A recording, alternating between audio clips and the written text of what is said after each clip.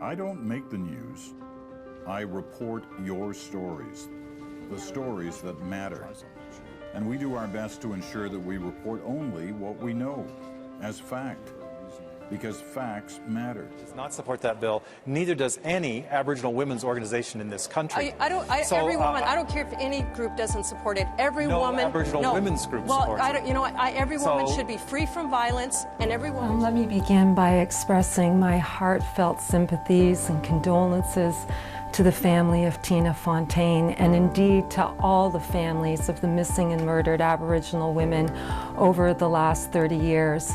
Are you saying racism is preventing this? What I'm suggesting to you is there's a reason why it's a specific gender. In this case, it's women. Why is it that it's women? I for the life of me, don't understand that. I'm not suggesting it's racism. What I'm suggesting to you, it's a gender issue. And in this particular case, both in the form of the Aboriginal Affairs Minister, Bernard Valcourt, and the Minister of Status of Women, Kelly Leitch. They were at the table. They heard from the families who gave emotional accounts of their missing or murdered family members.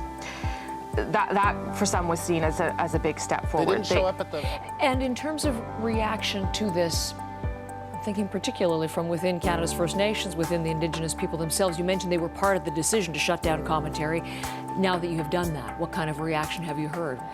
The vast majority of it has been positive. There are some... Country.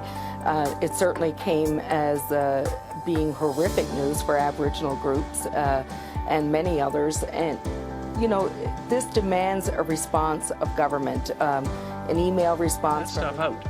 And in fact, to be honest about it, the business community is actually pretty good at this now. Most Canadian business companies, mining resource companies, know they have to work constructively with Aboriginal communities. Some of the most innovative practices in Canada, and in fact around the world, are actually happening with these resource companies without government input and without a lot of sort of oversight. So.